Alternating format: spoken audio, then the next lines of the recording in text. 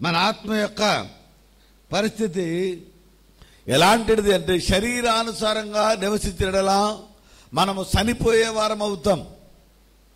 విలాపము అనేది శరీరానుసారంగా ఉండకూడదు, ఆత్మానుసారమైన విలాపం ఉండాలి. ఇక్కడ ఏమంటాడంటే 13, మీరు శరీరానుసారంగా ప్రవర్తించడలా సావవలసిన వారెందరు గాని ఆత్మచేత శరీర క్రియలను చంపినడలా. నోట్లో చదువుకుంటారేంటి? చదివి వెళ్ళారా? వాక్యాన్ని బయటికి చదవమంటే నోట్లో చదువుకుంటారేంటి? కాబట్టి ప్రియులరా, ఇక్కడ మనం జ్ఞాపకం చేసుకుంటే ఇక్కడ శరీరానుసారముగా మనము జీవించకూడదు. శరీరానుసారంగా ప్రవర్తించడలా సావవలసిన వారై ఉందురు గాని ఆత్మచేత శరీర క్రియలను చంపినడలా జీవించెదరు. హల్లెలూయా. ఆత్మచేత శరీర క్రియలను చంపాలి. ఆత్మ అంటే ఏంటి? శరీరం అంటే ఏంటి? శరీరము అనేది మనము మన ఇష్టానుసారమైనటువంటి ఆలోచనలకు ఆలోచించకుండా పనిచేసేది శరీరానుసారమైన క్రియ. చాలాసార్లు మీతో నేను మాట్లాడుతుంటాను, ఒకరి జోలికి ఒకరు వెళ్ళకండి అని, ఒకరి గురించి ఒకరు మాట్లాడకండి. ఎప్పుడు వినలేదు మీరు? చాలామంది నాకు తెలుస్తున్న కొన్ని మాట్లాడినట్టు ఎప్పుడు చూసినా ఎవరో ఒకరి గురించి మాట్లాడుకుంటూనే ఉంటారు. ఎప్పుడు మనంతటా మనం బ్రతుకుతున్నాం, అమ్మయ్య ప్రభువా నాకు ఈ కృపనిచ్చో చాలు అని తృప్తి పడే రోజులు మీకు రాలేదేంటి? అసలు మానవ జాతి కాదంటావా? మీ దేవజాతి అంటావా? కాబట్టి ప్రభునందు ప్రియమైన దేవుని సంగమా, మానవ జాతికి అవసరమైంది ఏంటంటే, ప్రభువా నాకు ఒక భర్తనిచ్చావు, లేక మగోడు నాకు ఒక భార్యనిచ్చావు, నాకు ఒక కుటుంబాన్ని ఇచ్చావు, నాకు ఒక చక్కటి ప్రయోగత్వాన్ని ఇచ్చావు, నాకు ఒక ఉద్యోగాన్ని ఇచ్చావు, నాకు ఒక వ్యాపారాన్ని ఇచ్చావు, నాకు ఒక పని పాటలు ఇచ్చావు, నాకు చదువుని ఇచ్చావు, నా బిడ్డలు లేదు బ్రతకడానికి బాగానే ఉన్నాం ప్రభువా అని తృప్తి పొంది ఊరుకోవాలి. ఇక పక్కోళ్ళు కూడా ఒక వెళ్తున్నామంటే శరీరానుసారమైన విలాపం అంటారు దాన్ని. దాని వలన మరణం, దాని వలన పాపం. మనకి పాపమే మరణం. పాపం అంటే ఏంటి? ఆజ్ఞాతిక్రమమే. మీ పక్కోళ్ళ గురించి నువ్వు మాట్లాడుకోవద్దు అంటాడు దేవుడు. కానీ పక్కోళ్ళ గురించి చెప్పుకోకుండా నీ రోజు గడవదు ఎలాగా? అదేమి అర్థం కాకుండా అయిపోయింది. అందుకని ప్రియులారా, శరీరానుసారమైన విలాపము మంచిది కాదు. ఈ శరీరానుసారమైన విలాపం ఎంతసేపు ఎవరేం తింటున్నారా, ఎవరు ఎలాగ ఉంటున్నారా, మనం ఎలాగ ఉండాలా, మనం ఏం తినాలా, మనం ఏం తాగాలా, మనం ఎలాగ ఉంటే బాగుంటుంది, మనం ఎంత సంపాదించుకుంటే బాగుంటుంది, అందరిలో ఎంత గొప్పోళ్ళు అనిపించుకోవాలి, అందరిలో ఎలా ఉంటే బాగుంటుంది, వీళ్ళందరికంటే మనం గొప్పోళ్ళమే కాదా, ఇవన్నీ శరీరానుసారమైనటువంటి క్రియలు. తత్తావు కొన్ని రోజులకి అంటే వాటి వల్ల లాభము ఉండదు. అవి మనకి అలికిడి, అలసట, అలికిడి, బీపీ, షుగరు అన్నీ తెచ్చేద్ది. అది ఇక ఆలోచించుకోవాలి. వీళ్ళకి ఆలోచన ఎక్కువైపోయి ఏదో దేశాన్ని సంపాదించేద్దాం అనుకుని వీళ్ళ మొత్తానికి వీళ్ళకు ఉన్నదంతా ఏమవుద్ది? డిశ్చార్జ్ అయిపోద్ది. ఎందుకు పనికి రాకుండా అయిపోతాం, మన శరీరానికి అంత బలహీనలం అయిపోతాం. అందుకని విలాపము అనేది శరీరానుసారంగా విలపించకూడదు. నీ తోటి వారి క్రియల గురించి విలపించకూడదు, నీ తోటి వారి బ్రతుకు గురించి విలపించకూడదు. వాళ్ళు ఎలా బతుకుతున్నారో, ఎలా తింటున్నారో, ఎలా ఉంటున్నారో నీకెందుకు అసలు? దానివల్ల నువ్వేం చేయగలదు? తింటలేదు, పట్టుకెళ్ళి పెడతావా? పెడతావా? పెట్టలేవు. అందుకని తింటున్నారు అని అనుకుని మనం బాధపడి ఆ పాపాన్ని మనం ఏది వేసుకునే కంటే మనంతటా మనం బ్రతుకుతున్నాం, ప్రభు నాకు ఇది చాలు నాయన అని నీ ఆత్మానుసారంగా విలపించాలి. నా ఆత్మలో విలాపం ఏంటంటే, నాకు బలమునిచ్చావు, తెలివినిచ్చావు, జ్ఞానం ఇచ్చావు, ఆరోగ్యం ఇచ్చావు, శక్తినిచ్చావు, వ్యాపారం ఇచ్చావు, ఉద్యోగం ఇచ్చావు, చదువునిచ్చావు, భార్యనిచ్చావు, భర్తనిచ్చావు, బిడ్డలనిచ్చావు, కుటుంబాన్ని ఇచ్చావు. ఎవరిని ఆశించకుండా నా అంతటా నేను ఒక్కడగా ఉంటే, ఒక్కదానిగా ఉంటే నా అంతటా నేను బ్రతికే బ్రతుకు నాకు ఇచ్చావు. ఒకరి గురించి నేను ఆలోచించవలసిన అవసరం లేకుండా, ఒకరిని అర్థించే అవసరం లేకుండా నాకు నేనుగా సమృద్ధిగా బ్రతికే బ్రతుకునిచ్చావు. నీకు వందనాలు ప్రభువా. ఇది ఆత్మానుసారమైన విలాపం. ఆడు అలా చేస్తున్నాడేంటి, ఈడు ఇలా చేస్తున్నాడేంటి, ఆడు అలా కొనుక్కున్నాడేంటి, ఇలా తింటున్నాడేంటి, ఇటు సైకిల్ వేసుకెళ్తాడేంటి, ఇటు బళ్ళు వేసుకెళ్తున్నాడేంటి, ఆడు కారు నీకెందుకు? దానివల్ల నీకు ఏమి లాభం? ఇలాగ ఆలోచించి ఆలోచించి ఆలోచించి ఆలోచించి బీపీ పెంచేసుకుంటే షుగర్ వచ్చేది. ఏమ్మా మొన్నటిదాకా బాగున్నావు, మొన్నటిదాకా బాగున్నావు, ఇలా ఉన్నాడు, షుగర్ వచ్చేసిందండి. ఏమొచ్చేసిందా? వచ్చేసిందా నీకు? అది నువ్వు తెచ్చుకున్నావు, అది వచ్చేసిందా? అవునా? మాట్లాడండి. మనము తెచ్చుకుంటున్నాం దాన్ని. అంటే శరీరానుసారంగా విలపించి కొన్ని రోగాలు శరీరానుసారంగా తెచ్చుకుంటున్నావు. నీకు అంత అవసరం ఏంటి? ఒకరి గురించి మాట్లాడవలసిన అవసరం నీకేంటి అసలు? తప్పండి, తప్పు. ఎందుకంటానంటే ఆ మాట, ఇక్కడ శరీరానుసారమైన ఆలోచన తప్పు. అలాగ ఆలోచించి ఆలోచించి కొన్ని సంవత్సరాల తర్వాత మరణిస్తాం. దానివల్ల లాభం ఉండదు. అప్పుడు ఈ ఆలోచన అంతా ప్రభు దగ్గర రాయబడి ఉండిపోద్ది. నువ్వేం ఆలోచించావో, ఏం తిట్టావో, ఏమన్నావో, ఎవరినేమన్నావో, ఎలాంటి మాటలు మాట్లాడావు, ఎందుకు పనికి రాకుండా ఎలా మాట్లాడావు, ఎలా హేళన చేసావు, ఎలా ఎత్తుకుతం చేసావు, అందరినీ నీ ఇష్టం సరిగ్గా ఎలా మాట్లాడావు, అన్నీ రాయబడిపోతాయి అక్కడ. నువ్వు చచ్చాక నేను ప్రభు ప్రార్థనకి వెళ్ళానంటే, నువ్వు ప్రార్థనకి వెళ్ళావు కానీ ఇదిగో నీ బతుకు చూడు ఒక్కసారి అక్కడ అని ఒకసారి ఆ గ్రంథాన్ని విప్పగానే ఆ గ్రంథంలో ఏం రాయబడి ఉంటుందంటే, ఎవరెవరిని తిట్టావో, ఎవరెవరిని కొట్టావో, అవసరం లేని మాటలు ఏం మాట్లాడావో, నీకు అవసరం లేని గొడవలు, ఎలాంటి గొడవలో తలదూర్చావు, ఏం మాట్లాడావు, అసలు నీకు గొడవ అవసరం లేకపోయినా దాన్ని తలదూర్చుకుని ఎలాంటి మాటలు మాట్లాడావు, నీకు సంబంధం లేని గొడవను కూడా మీదేసుకుని ఎలా తిరిగావు, అన్ని క్లియర్గా చెప్తాడు అక్కడ. అలాగంట ప్రభా, అప్పుడు అదేదో పర్లేదు అనుకున్నాను కానీ ఇంత గొడవ జరుగుదు, అంత గొడవ జరుగుదు అనుకోలేదు కాబట్టి ఇంత పాపానికి ఒడుకొట్టావు. ఆ రోజే చెప్తున్నప్పుడు విని, అయ్యో ఒకరి గొడవ నాకెందుకు, నా మట్టుకు నేను సక్రంగా బ్రతుకుతున్నాను, శుభ్రంగా తింటున్నాను ప్రభువా, నా వలే అనేక మందిని బ్రతికించు ప్రభు అనే ప్రార్థన మానేసి వాళ్ళు ఎలా ఉన్నారు, వీళ్ళు ఎలా ఉన్నారు, అవన్నీ ఇదే గొడవ ఎక్కువైపోయింది నా జీవితానికి. అయ్యో ఆఖరికి ఇది మరణానికి దారి తీసిందా, నరకానికి దారి తీసిందా ప్రభువా అని ఆ రోజున నువ్వు రొమ్ము కొట్టుకునే కంటే, ఆ రోజున బాధపడే కంటే, ఈరోజే ఈ వాక్యం వినబడుతున్నప్పుడు ఎస్, ఇప్పటిదాకా మనకు సంబంధం లేని గొడవలన్నీ మనకు అవసరమైనవి. ఎవరి గొడవ సంబంధం మనకు లేదో ఆ గొడవలే మాట్లాడుకుంటున్నాం. ఎంతసేపు అదే గొడవ అదే గొడవ అదే గొడవ. నా జీవితానికి మార్పు లేదు, నిజమే మార్పు లేదు. మార్పు లేకపోతే ఒక రోజున అక్కడ రాయబడుతుందంట, రాయబడితే ఎంత బతికి నా జీవితం పాడైపోతాం, అంత అవసరం అనుకుని ఒక్కసారి మారు మనసు పొంది ఇక నుండి ఎవరి జోలికి వెళ్లకుండా మన జీవితంలో మనంతట మనముగా మనకు దేవుడు చేసిన మేలును తలంచుకుని సంతోషపడుతూ ఆయనను ఆరాధించాలి, ఆత్మచేత విలపించాలి. ఆత్మచేత నాకు ఆస్తినిచ్చావు, అంతస్తునిచ్చావు, బంగారం ఇచ్చావు, ఆరోగ్యం ఇచ్చావు, శక్తినిచ్చావు, బలమునిచ్చావు, బిడ్డలనిచ్చావు, భర్తనిచ్చావు, భార్యనిచ్చావు, కుటుంబాన్నిచ్చావు. ఒకరిని ఆశించకుండా మ్యాక్సిమం మినిమం నా అంతటి నేను తిని చాలు ప్రభువా అనే చక్కటి ధన్యత నాకు ఇచ్చావు. నాలాంటి బ్రతుకు అందరూ నాకులాగే నిన్ను స్తుతించేలాగా చెయ్యి ప్రభువా అని ఆశపడి ఆ విలాపం చేయాలి. అప్పుడు ఆ విలాపానికి ఒక చక్కటి ప్రాధాన్యత ఉంటుంది. అంతేగాని ఎవరెవరినో చూసి ఎవరెవరో ఇలా ఉన్నారు, ఎవరెవరు ఇలా ఉన్నారు, నేను కూడా అలా ఉండాలంటే ఈ 10 దాచుకోవాలి, ఆ 20 దాచుకోవాలనుకుని కాలు కేటరు కొంతమంది.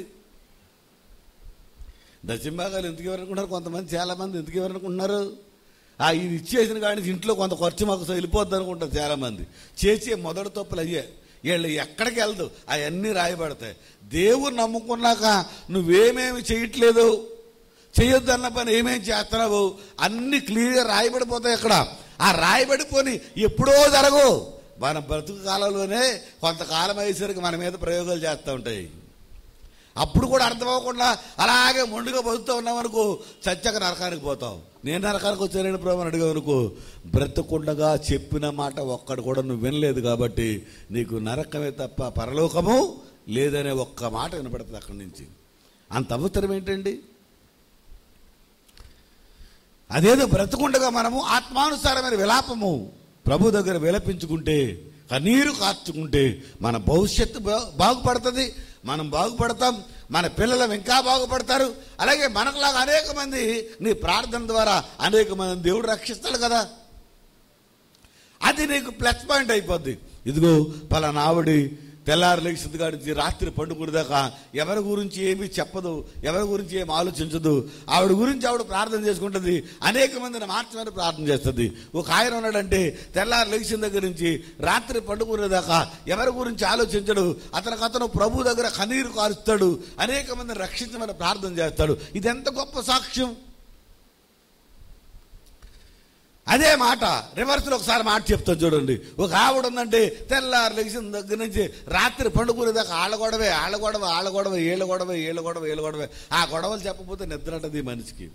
ఒక ఆయన ఉన్నాడంటే తెల్లారు లేచిన ఆ గొడవ ఈ గొడవ ఆ గొడవ. వీడికి ఈ గొడవలన్నీ ఎందుకు, వీడికి నిద్ర అంటది. లేకపోతే చచ్చత్ ఏది కరెక్ట్గా ఉంది నీకు ఇప్పుడు ఈ గొడవల గురించి ఆలోచించిన ఆలోచన మనుషుల్లో ఒకవేళ ఒరే నువ్వు భలే చెప్తారా మేము మాట్లాడలేమా అంటే గొప్పగా ఉండొచ్చు, కానీ దాని వలన శాపము నాశనము. అదే మంచి సాక్షి వల్ల పరలోకం. మంచి సాక్ష్యాన్ని సంపాదించుకోవడానికి మనము ప్రయాస పడాలి. పైన ఏమంటాడంటే, ఎందుకు చెప్పానంటే మీకు మాట కింద చదవమ్మా, ఎలానగా 14 చదవండి. దేవుని ఆత్మ చేత ఎందరూ నడిపింపబడుదురు వారందరూ దేవుని కుమారులయుందురు. దేవునికి స్తోత్రం చెప్దాం, హల్లెలూయా. దేవుని ఆత్మ చేత ఎంతమంది నడిపించబడతామో వారందరము ఆయనకు కుమారులము, కుమార్తెలు. మీరు కూడా కుమారులుగా మారిపోతారు ఒక రోజున. స్త్రీలు కూడా పురుషులుగా మారిపోయే రోజు ఉంది అక్కడ. కాబట్టి ప్రభునందు ప్రియమైన దేవుని సంగమా, మనం ఆయన కుమారులుగా ఉండాలంటే ఆయన ఆత్మ చేత విలాపం మనలో ఉండాలి. శరీరానుసారమైన విలాపం నీలో ఉండకూడదు. ఒకవేళ ఉండుంటే నాలో ఉన్నా, మీలో ఉన్నా, మనందరిలో ఉన్నా, ఈ వాక్యాన్ని వింటున్న ఎవరిలో ఉన్నా శరీరానుసారమైన విలాపాన్ని తీసి పక్కన పెట్టండి. ఆత్మానుసారమైన విలాపాన్ని విలాపిస్తూ అందరికీ మంచిగా, అందరి భవిష్యత్తు కోరుకుంటూ ఈ లోకంలో మనం బ్రతికినంతకాలం సమృద్ధిగా, ఈ లోకాన్ని విడిచాక ప్రభు యొక్క రాజ్యములో ఆయన కుమారులుగా బ్రతకాలి. అది ఆత్మానుసారమైన విలాపం అంటే. ఆ విలాపం నీలో ఉందా? విలాపం లేకపోతే ఒక్కసారి ప్రభుని అడుగు. అయ్యా ఎంతసేపు తెల్లారు లేచిన మధ్యలో రాత్రి పడుకునేదాకా వాళ్ళ గొడవ ఇదే బతుకు, నా బతుకంతా. అసలు ఏంటిది, నాకు నిద్ర అడతలేదు. దీనికోసమే పుట్టానంటావా, నా పుట్టుక ఎలాంటిది అంటావా అని ప్రభుని అడిగితే ప్రభు చెప్తాడు, నీ పొట్టుకు అలాంటిది కాదు అయ్యా, అమ్మ అలాంటిది కాదు. నీకు నువ్వు తెచ్చుకున్నావు అంతే, దాన్ని కావాలని. అదే ఉద్యోగం కింద పెట్టుకున్నావు, ప్రత్యేకంగా ఇదో పని కింద పెట్టుకున్నావు. కొంతమంది ఇలాంటి కొన్ని ఉద్యోగాలు సంపాదించుకుంటారు. వీటికి శాలరీలు ఉండవు, జీతాలు ఉండవు. ఉద్యోగాలకి ప్రమోషన్లు ఉండవు, జీతాలు ఉండవు. ప్రమోషన్లు ఉంటాయి. ఒక్కోసారి డబల్ ప్రమోషన్లు ఉంటాయి. మాట తేడా వచ్చిందంటే వీళ్ళు మామూలు కొంటారు, డబుల్ ప్రమోషన్లు అయ్యి. జీతాలు ఒకటే ఉండవు. అది కానీ ఉద్యోగాలు అందరూ జాయిన్ అయిపోతారు, ఒకళ్ళిద్దరు కాదు, మొత్తం అందరూ జాయిన్ అయిపోతారు. జాయిన్ అవ్వడానికి అప్లికేషన్ ఉంటుందండి. జాయినింగ్ అప్లికేషన్ ఉండదు. నీ ఆధార్ కార్డు అక్కర్లేదు, ఓటు గుర్తింపు కార్డు అక్కర్లేదు, ఏమా ఇక నీది ఏమి అక్కర్లేదు, ఎవరు సాక్ష్యాలు అక్కర్లేదు, నోట్లు అక్కర్లేదు, ఏమి అక్కర్లేదు. డైరెక్ట్గా నువ్వు మాట్లాడుతున్నప్పుడు వెళ్ళి అక్కడ నుంచి జాయిన్ అయిపోయినట్టే. నువ్వు మాట్లాడితే జాయినింగ్ రిపోర్ట్ ఇచ్చేస్తారు నీకు. ఇక ఆ జాయినింగ్ రిపోర్ట్ కాడించి ఇంకా నువ్వు ఎన్నెన్ని మాటలు మాట్లాడాలి, నువ్వు ఇంకా అక్కడి నుంచి నీ ఇష్టం. అంతే. కాబట్టి ఇది శరీరానుసారమైన ఉద్యోగం, దీనివల్ల ప్రమాదం. ఇది మనకొద్దు. మనం ఆత్మానుసారంగా ఉండాలి తప్ప శరీరానుసారంగా ఉండొద్దు. నీ బ్రతుకు కాలం అంతట్లో నేర్చుకో. ఎంతకాలం అలా బ్రతుకుతాం? అలాంటి బ్రతుకు దరిద్రంగా ఎంతసేపు పక్కోడు గొడవ, బయట వాళ్ళు గొడవ, ఆ గొడవ, ఈ గొడవ. అది వద్దండి. అసలు నీ ఎంత నువ్వు ప్రార్థన చేసుకుని నీకు ఇచ్చినట్టు తృప్తిపడి బయట వాళ్ళని బాగు చేయ ప్రభు, మార్చు ప్రభు అని ప్రార్థన చేయొచ్చు కదా. అప్పుడు కొన్ని ఆత్మలు నీ వల్ల రక్షించబడతాయి. అది ఆత్మ వలన విలాపము. తర్వాత 15 ఏలయనగా మరలా భయపడుటకు మీరు దాస్యపు ఆత్మను పొందలేదు కానీ దత్తపుత్రాత్మను పొందితిరి. ఆ ఆత్మ కలిగిన వారమే మనము. అబ్బా తండ్రి అని మొర్రపెడుచున్నాము. దేవునికి స్తోత్రం కలుగును గాక. దాస్యపు ఆత్మ ఇప్పుడు నీలో లేదు. ఎవడికి జడవలసిన పని లేదు.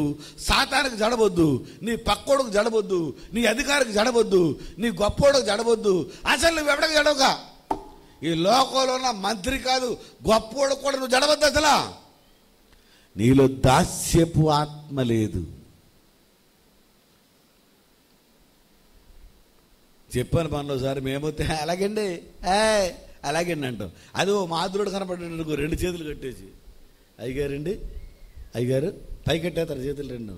ఏం చేయమంటారు అయ్యగారు అయ్యగారు అయ్యగారు అయ్యగారు అయ్యగారు అయ్యగారు అయ్యగారు.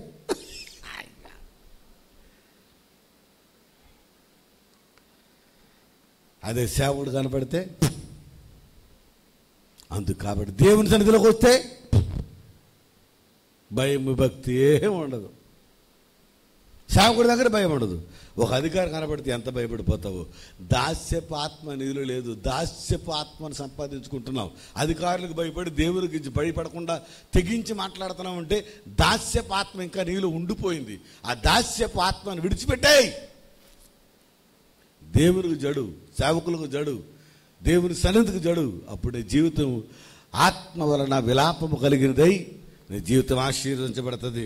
అబ్బా తండ్రి అని మనము ప్రభువుని అడిగి గొప్ప భాగ్యాన్ని మనం కలుగుంటాం. కాబట్టి లాస్ట్ మాట, మనము దేవుని పిల్లలమైన ఆత్మ తానే మన ఆత్మతో కూడా సాక్ష్యం ఇస్తున్నాడు.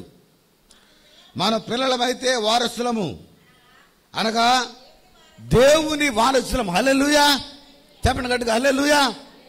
ఇప్పుడు మనం ఎవరమంటే దాస్యపు ఆత్మను విడిచి ఎంత గొప్పోడైనా మనము లెక్క పెట్టకుండా దేవుణ్ణి దేవుని సన్నిధిని లెక్క పెట్టుకుంటూ ఆత్మానుసారంగా బ్రతికితే దాస్యపు ఆత్మను విడిచిపెట్టేశాం. దేవుని ఆత్మను సంపాదించుకున్నాం. కాబట్టి ఆయన మనకు బిరుదు ఇచ్చాడు. ఏంటంటే మనము దత్తపుత్రులము. హల్లెలూయా. మనల్ని దత్తత చేసేసుకున్నాడు ఆయన. మనం ఆయనకి పిల్లలమైపోయాం. ఇప్పుడు ఆయన వారసులం. ఆయన వారసులం. ఆయన నీతికి వారసులం. ఆయన ప్రేమకు వారసులం. ఆయన కృపకు వారసులం. ఆయన సన్నిధికి వారసులం. ఆయన నామముల వారసులం. ఆయన పరలోక రాజ్యముల వారసులం.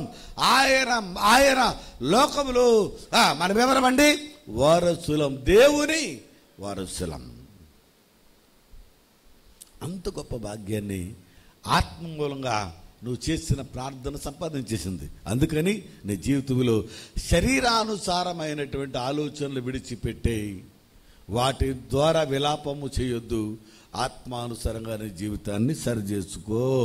కాబట్టి ఆకరమడుతుందమ్మా, మన పిల్లలమైతే వారసులం, అనగా దేవుని వారసులము, క్రీస్తుతో కూడా మహిమ పొందుటకు ఆయనతో శ్రమపడిన యెడల క్రీస్తు తోడి వారసులము.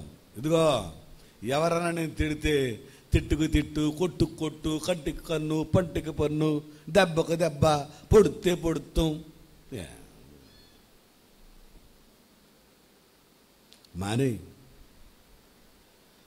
ఎవరైనా ఒకవేళ నేను అనరాని మాట అన్నా తలదించుకొని, ప్రభువా ఈ శ్రమ నాకేంటి నాయన, నువ్వు ఓర్చుకున్నావు, నేను నేర్చుకుంటే ఏమైంది ప్రభువా అని దేవుని వలె, ఎలాగమ్మా దేవుని వలె ఏం చేయాలి? శ్రమ పడిన ఎడల, దేవునిలాగా నీవు కూడా శ్రమ పడిన ఎడల నీవేమవుతావు? క్రీస్తు తోడి వారసులం. నేను శ్రమ పడ్డాను లోకానికి వచ్చి, నా శ్రమను చూసి నా పిల్లలు నాకులాగే శ్రమ పడ్డారు తప్ప ఎవరి మీద తిరగబడలేదు, ఎవరిని ఏమి అనలేదు, ఎవరి గురించి భయంకరమైన మాటలు ఏమి చెప్పలేదు. వారు ఓర్చుకున్నారే తప్ప నోరెత్తి మాట్లాడలేదు, చెయ్యెత్తి దెబ్బ కొట్టలేదు, నోరు విప్పి బూతులు తిట్టలేదు, పనికిమాలిన మాటలు మాట్లాడలేదు. నా పిల్లలు నా వలనే ఓర్చుకున్నారు. నా పిల్లలు దేవునికి స్తోత్రం కలుగునుగాక. హల్లెలూయా. దేవుని తోడి ఆయనతో కలిసిన వారసులమైపోతాం. హల్లెలూయా. ఆఖరు మాట ఏంటంటే 8 మొదటి వచనం, కాబట్టి ఇప్పుడు క్రీస్తు యేసునందున్న వారికి ఏ శిక్షా విధి లేదు. క్రీస్తు యేసునందు జీవమిచ్చు ఆత్మ యొక్క నియమము పాప మరణముల నియమము నుండి నన్ను విడిపించెను. ఎట్లనగా ధర్మశాస్త్రము దేవుని చేయజాలకపోయెనో దానిని దేవుడు హల్లెలూయా హల్లెలూయా. ధర్మశాస్త్రము దేనిని చేయజాలలేకపోయెనో నా దేవుడు దానిని చేసి నిరూపించి మీరు చేసిన తప్పని తెలియపరిచాడు. కాబట్టి ఇప్పుడు క్రీస్తు యేసునందున్న వారికి ఏ శిక్ష విధి లేదు. హల్లెలూయా హల్లెలూయా. కాబట్టి దాస్యపు ఆత్మలో విలపించవద్దు, ఆత్మానుసారమైన విలాపము కలిగుండు. నీకు ఇచ్చిన దాంతో తృప్తిపడు. ఒకరి గురించి మాట్లాడొద్దు, ఒకరి గురించి వ్యాఖ్యానం చేయొద్దు, హేళన చేయొద్దు, ఎవరిని ఏమి అనొద్దు. నీకు ఇష్టమైతే నీకులాగా వారు కూడా బాగోవాలని ప్రార్థన చేయి, అంతే. ఆ ప్రార్థన ఆత్మానుసారమైన విలాపము. అప్పుడు నీవు నీ బిడ్డలు, నీ కుటుంబం రక్షించబడి దేవునితోటి వారసులమైపోతాం. అట్టి వారసత్వం దేవుడు మనందరికీ అనుగ్రహించునుగాక. ప్రార్థన. పరిశుద్ధులైన మా తండ్రి, కృపగలుడు మా దేవ, నీ వాక్యముని మేము ధ్యానించాం. వాక్యం అనుసారమైన తండ్రి, నీ బిడ్డలపైన ఆత్మ ఉంచండి. ఆత్మానుసారమైన విలాపం బిడ్డల్లో ఉంచండి ప్రభువా. శరీరానుసారమైన విలాపం వలన వారికి లాభం లేదు. దాని వలన వారి జీవితాల్లో మరణమే. అది వారికి సంభవించకుండా వారు నిత్యజీవము కలిగిన వారుగా నీ తోడి వారసులుగా ఉండినట్లు ఆత్మానుసారం విలాపం వారికి ఇచ్చిన దాంతో తృప్తి పడుతూ మాకలాగా అనేక మంది ఉండాలి ప్రభు అని ప్రార్థించే గొప్ప ప్రార్థనా పరులుగా వారిలో ఉంచండి ప్రభు. ఒకరి గురించి ఒకరు, ఒకరి గురించి ఒకరు, ఎవరి గురించో మేము ఏంటేంటో మాట్లాడుకుని ఆ పాపాన్ని మేము మూట కట్టుకునే కంటే ఆ పాపం మా మీద లేకుండా, పాపం జోలికి మేము వెళ్లకుండా, శరీరానుసారమైన విలాపం జోలికి మేము వెళ్లకుండా, దాని జోలికి వెళితే నరకానికి వెళ్ళిపోతాం. ఆ నరకం మాకు వద్దు. మాకు కావాల్సింది ఆత్మ విలాపము. అబ్బా తండ్రి నుండి ఆరాధించే విలాపము, కన్నీరు కార్చే విలాపము, నీతోడి శ్రమపడే శ్రమ. ఆ శ్రమ మా అందరికీ దయచేసి నీతోటి వారసులముగా, నీ వారసులముగా క్రీస్తు యేసునందున్న వారికి ఏ శిక్ష విధి లేదనే గొప్ప వారముగా మేము జీవించినట్లు సహాయము చెయ్యమని యేసయ్య పరిశుద్ధ నామమున అడిగి వేడుకొనుచున్నాం మా పరమ తండ్రి. ఆమేన్. పరలోకమందు